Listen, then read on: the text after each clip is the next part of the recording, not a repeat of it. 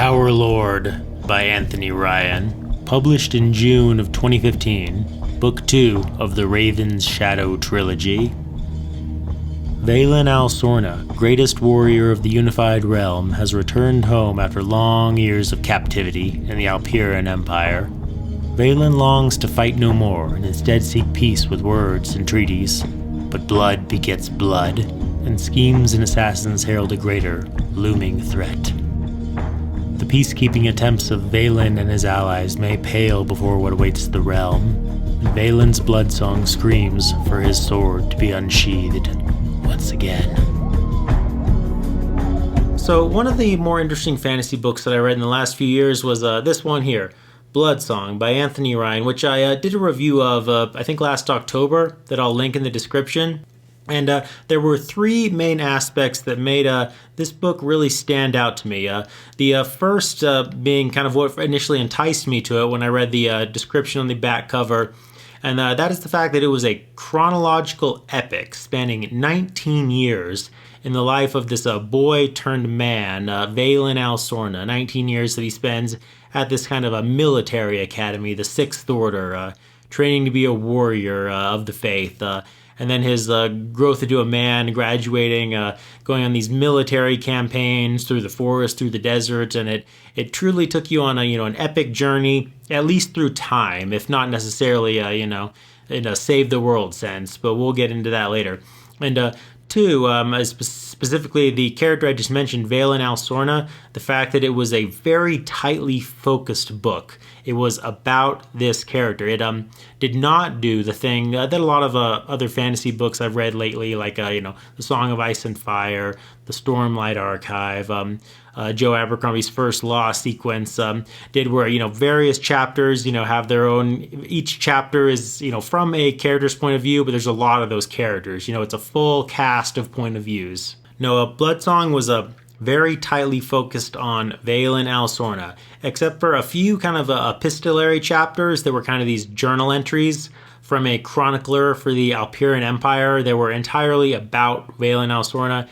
Every page of Blood Song was from Vaelin al Sorna's point of view, in his head. It was a very deep dive into just his growth, his motivations, his beliefs, his doubts, his fears, his trials, his tribulations, just all about this one character, spanning all these years. And the third thing that I found really interesting about Blood Song, this is more something I learned as I was reading the novel, not something that was really immediately apparent reading the back cover, was the moral ambiguity of the piece. And death of the author and all that, I don't know Anthony Ryan's if he meant this, what he meant by it, but the way that as the book got towards this kind of second half, Vaelin al Sorna found himself basically with all his skills and his strength becoming a colossally great swordsman through the course of the novel, found himself basically just stuck in this desert quagmire war far away, where he had nothing he believed in, nothing he was passionate about, no true enemies to really do battle with, to do with his strength, just get silks and spices and bluestones for his greedy king. It was depressing and spoke to a lot of real world issues in obvious ways I don't need to fully get into, but so I found that really interesting, how we spend all this time and all this focus on this character, building him into maybe one of the greatest warriors in this world of the Raven's Shadow, only to basically just stick him in the shit where he has nothing good to do with his strength. And it's depressing but realistic and interesting, and there's a little bit of almost kind of morbid, like a punchline to that almost aspect of it. So all those things together I really admired about Blood Song, and they made for a novel that I would recommend anyone who has that kind of interest in, slightly more realistically. There's a bit of magic in there, a little bit of psychic powers, but definitely more kind of realistically tinged kind of military fantasy fiction. And that brings us to its sequel, Tower Lord, also by Anthony Ryan, Book 2 of the Raven's Shadow trilogy, published in June of 2015. So those three things I just discussed that are really kind of drew me in about Blood Song, and I really found appealing about the novel and kind of why I would recommend it to people. Tower Lord makes the interesting decision to just completely throw out all three of those things, for better or worse. maybe for better in some aspects, maybe for worse in others. We'll discuss. But so getting into what I mean, so Bloodsong, chronological epic spanning 19 years, Tower Lord. I don't know exactly how much it's a 600 and change pages span time-wise, but I'd probably just guess a few months based on the reading I had of it. Bloodsong, all from Vaelin al Sorna's point of view, or at least in a few kind of journal chapters about him. Tower Lord, no such case there. It's goes straight back to kind of the George R. R. Martin, kind of Joe Abercrombie, Brandon Sanderson model of a big cast, each having their own kind of point of view chapters I talked about. In this case, 4 main characters, plus more journal entries, but this time more about the military campaigns of the world rather than specifically about Vaelin. So we're all the way from about 600 pages of the 600-page book being about Vaelin in Bloodsong, all the way down to about 150 pages for Vaelin and Tower Lord. So, stark change up there. And 3, the moral ambiguity I talked about, no such thing to be found anywhere in Tower Lord. No, you see, in Bloodsong, we were following the journey, we were following the war between the Unified Realm and the Alpiran Empire, which was kind of a, like I said, a quagmire, morally ambiguous, no real heroes or villains. If anything, the villain being Vaelin's boss, King Janus. War. Here we're following more we get into war between the Vaelarian Empire and the Unified Realm. And the Vaelarian Empire is 100% evil. They are Saturday morning cartoon villains. They are orcs. They're a marauding band of rampaging orcs who just go through village after village, peaceful village, killing and slaughtering and burning everyone. Every Vaelarian we get to know in any sort of close-up way is 100% unambiguously evil, a total villain whose favorite hobbies include, raping slaves and torturing children. There are no exceptions to this anywhere on the Vaelarian side. We are in 100% good versus evil territory here, and we are to, it is very clear that we are unambiguously rooting for the Unified Realm here to defeat this people who are going through killing their entire realm, burning villages, enslaving hundreds of children. There's this, we're the moral ambiguity out the window here. But, I don't know that that's not reflective of real empires and real, kingdoms and wars that have existed throughout history. So I'm not saying it's not realistic. It probably is to some extent in its own way.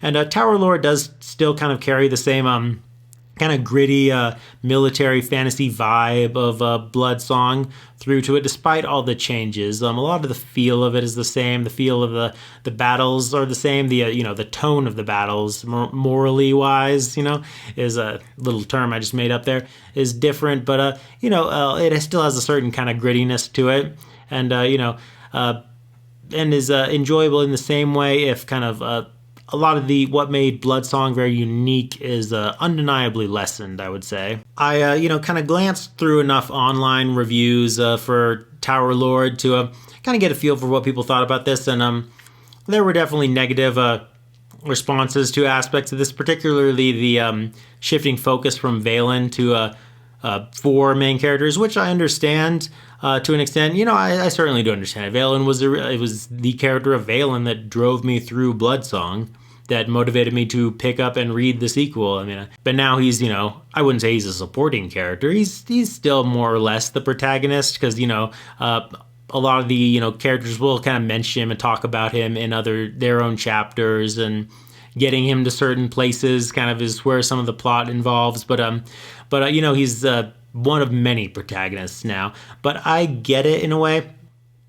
I think there could be a risk of, getting into Gary Stew territory with Vaelin if we hadn't have done that, because the thing to understand about Vaelin al Sorna, if you'd know this if you've read Bloodsong, and if not, I probably wouldn't watch the rest of this review until you do, if you think you might be interested in that, because I'll spoil Bloodsong more or less. But Vaelin is the greatest swordsman in the world, basically, in the context of this book.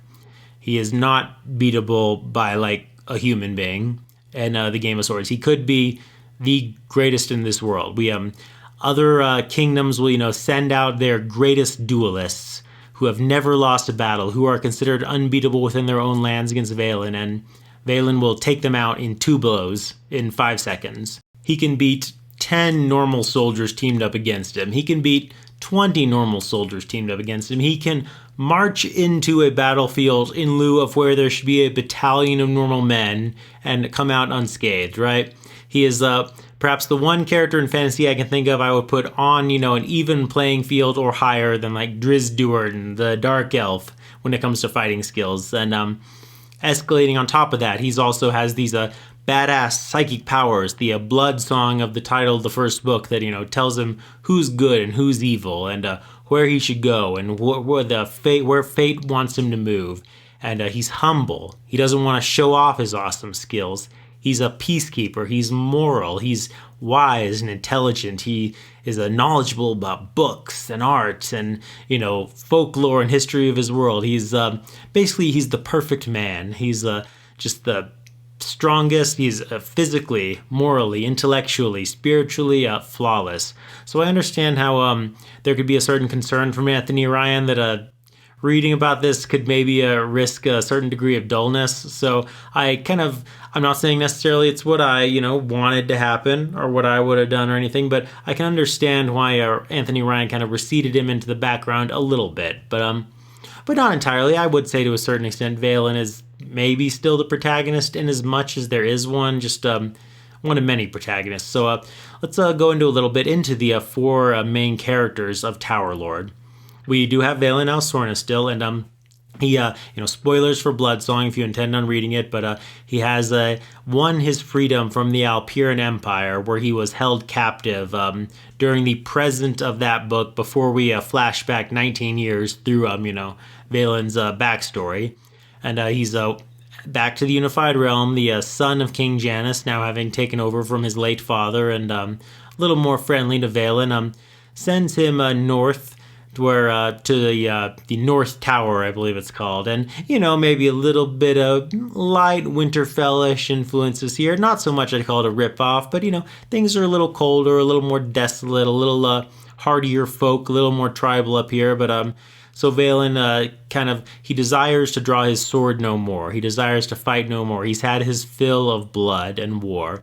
And what he wants to do now is to become a peacekeeper and basically try to forge, alliances with these various warring tribes and hordes and, make peace that way. And that's kind of where Vaelin's story at least starts out, through the first half of the book. But we're not just looking at Vaelin here anymore. We have 3 other main characters, and two of whom kind of continue on from Bloodsong, although I don't think I mentioned either in my actual Bloodsong review, and one new one. And I guess we'll go with the new character first, Reva. And Reva is she's 17, I think, and she's sort of this religious zealot, brainwashed, sort of a brainwashed to view Vaelin as a being of evil called the Dark Blade, a blight on the world, and she's basically trying to assassinate him. That's her mission as we meet her in the very beginning of the book.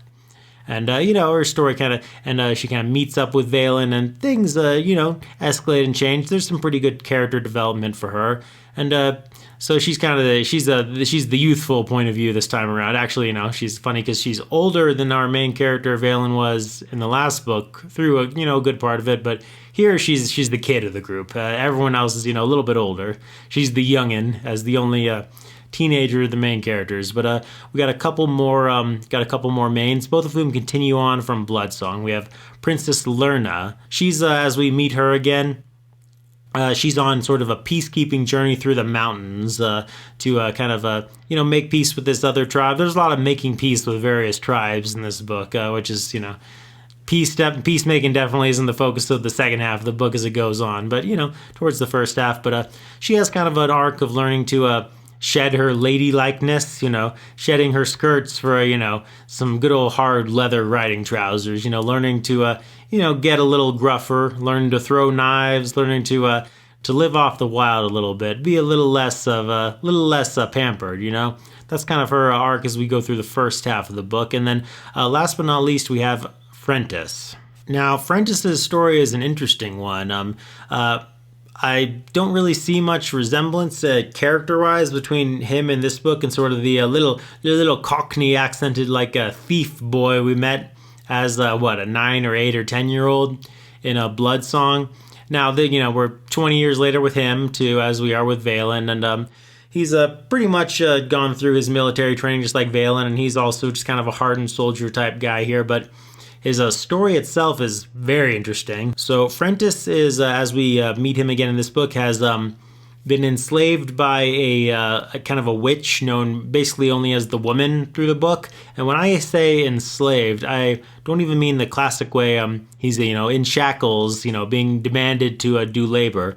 No, this is a psychic magical enslavement where the woman, Frentis still has his warrior skills, but he's not in control of his body anymore. He's present in his mind. He knows what's going on, but if the woman tells him go and kill that person, he has to do it. He can't not do it. It's not even a matter of doing it to survive. He is wishing for death in his mind.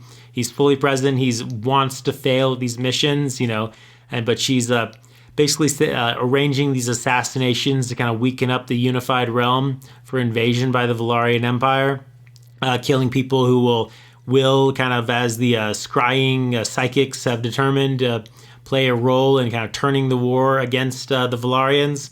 But so she's sending him to kill just, families, kids, just all kinds of like terrible stuff he's being forced to do. And he wants not to do it. He needs to escape, but he can't because every word she speaks to him, he has to do. Even when the woman is asleep, he's totally frozen like a statue. He can't move a muscle. The only time he can move a little bit is when the woman is in pain. So, for example, if they get in a fight together and she takes a blow, then he might get a second of independent control from the binding over his body. So it's in a way he has no agency, but it's also kind of a fascinating. It's definitely pretty dark stuff. Pretty interesting, pretty morbid, pretty oh shit, it's when you're following Frentis's journey along, it's depressing, but you definitely root for him to get away from this situation, to find those little chinks in the armor to where he can just wiggle a little control here and there. It's dark, it's violent, but it's also very mental. There's these mental games going on. Occasionally when he can speak, when he can only speak when the woman wants him, lets him, releases the binding a little bit, but he's trying to talk his way out of situations. So it's pretty interesting stuff. Definitely not anything I would have anticipated going into the book. This kind of psychic control, I don't remember anything like it being in Blood Song necessarily, but it's interesting stuff, and pretty dark stuff too. And there's other interesting characters, some of whom will actually swap between points of view as we go through. We meet up with a bunch of pirates and outlaws as the book gets into its second half, who are good, and some supporting villainous characters, although not too many. We meet up with some of Reva's family. There's this mountain woman named Devoka, I think her name is, who Lerna kind of teams up with, who teaches her the ways of some weapons and stuff. That's fun stuff. And some as the Valyrians begin to make war, and we rescue some various people they've enslaved, some kids who have to grow out of their pampered life and join the rebellion, that kind of thing. And it's a basically likable bunch. I wouldn't say I missed Vaelin. Is he the highlight? Perhaps, but I wouldn't say I missed him too intensely when he wasn't on screen. I grew to appreciate the other characters to a certain extent. Frentis doesn't have a ton of personality beyond kind of gruff warrior guy. The spunky little boy we met back in Blood Song. Not too much of him left here, but Reva kind of to some extent takes that role. Not a little boy, teenage girl, but a little more feistiness there. Whereas Frentis is more, he's the trapped personality. It's more the things happening to him that are interesting than him himself. But it works as a bunch, and I wasn't too disappointed by having less Vaelin. I could live with it. But so that's basically how the first half or so of the book kind of proceeds, with these four disparate personalities all kind of having their own missions. missions of kind of peacekeeping in the case of, or peacemaking in the cases of Vaelin and Lerna, and missions of kind of death and assassination in the cases of Frentis and Reva.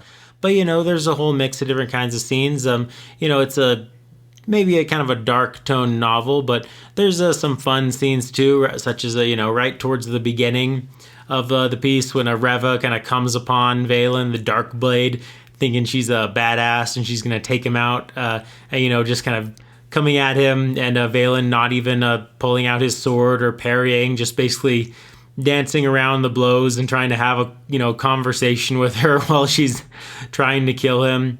And, that's amusing stuff. But, there's also real dark scenes, especially with Frentis. Like, for example, a scene where Frentis and the woman, she forces them to pose as a husband and wife, and, they come into an inn and part of their journey, and they unintentionally charm the sweet grandma-like old innkeeper so much that she gives them a free piece of apple pie. And then when they walk away, before they leave, the woman says to Frentis, we made too much an impression on her, kill her before we leave, that kind of thing. And with Frentis, there's a lot of that, just scenes of, they're terrible because of the things Frentis is made to do with his hands, while his mind screams no. But that's really the first half of the novel, these stories. Right around the halfway point, all of these stories and the world of the book and the political situation of the book and all the characters are all kind of simultaneously thrown into upheaval in a almost a kind of a Red Wedding-esque chapter that it both comes very suddenly, but it's also built up to enough that it doesn't feel like the book ever lied to you about what was happening. But I won't go into the specifics, but needless to say, the whole book can be divided into before and after this event. And afterwards, the stories all kind of quickly take shape around the war between the Unified Realm and the invading Vaelin Empire. Now, I'll try not to go into too many specifics here in case anyone watches this and might want to read the book, but I will say that I found the second half of the book kind of unconvincing in a sense. I don't feel like it was quite sufficiently explained why a very militaristic battle-centric nation such as the Unified Realm, where we have these military academies and great warriors and knights and strong armies and everything, I don't quite buy that they are taken as instantly unaware and completely by the Vaelin Empire as they were, to the extent that basically anyone left in the realm who's not defeated by them becomes rebels against the ruling Valyrians within their own land. It just happened so suddenly that I was kind of like, I don't know about that. I don't think that's quite how it works. But same with the character arcs. Some of them I don't quite know if they convince fully. Vaelin's more or less, and the way and Lerna's is kind of built up enough. I buy it up. Reva kind of I did like the development of her moving away from her religious brainwashing and kind of taking back her sense of self. Her evolution from kind of a brainwashed killer to minor spoiler alert where her story goes, but kind of a military leader. I was a little bit like, when did this happen? This seemed a little sudden, but I don't know. But I liked her internal character arc at least. The external of it I found a little less convincing, but that's okay. But the second half of the book has quite a few battle scenes, and they're all pretty good. We have kind of the ultimate classic fantasy scenario that I seem to spend like half my reading time reading about, of a great walled city, a great siege on a walled city. I feel like ever since the Two Towers movie came out, every fantasy author wants to do this. Those are pretty good, but I think the some of the stealth scenes are even better.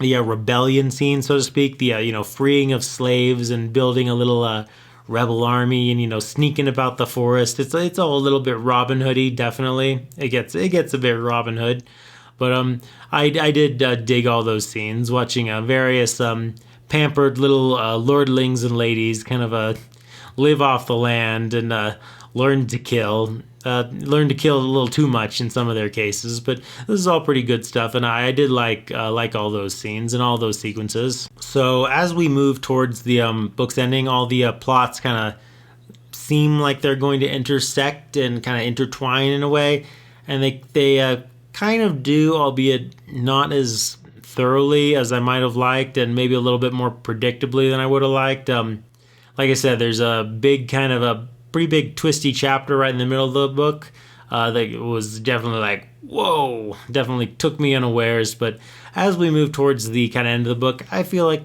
there are not any huge surprises really. It all pretty much plays out more or less like I'd have expected, which isn't necessarily a bad thing. But the plots, the way they intercept isn't necessarily like too creative. It's just kind of like, yeah, that makes sense. That's about what I thought would happen. But yeah, it works though. It has an fairly exciting climactic sequence. Like Blood Song, I would say this is maybe a little bit more self-contained than your average kind of epic military fantasy type deal.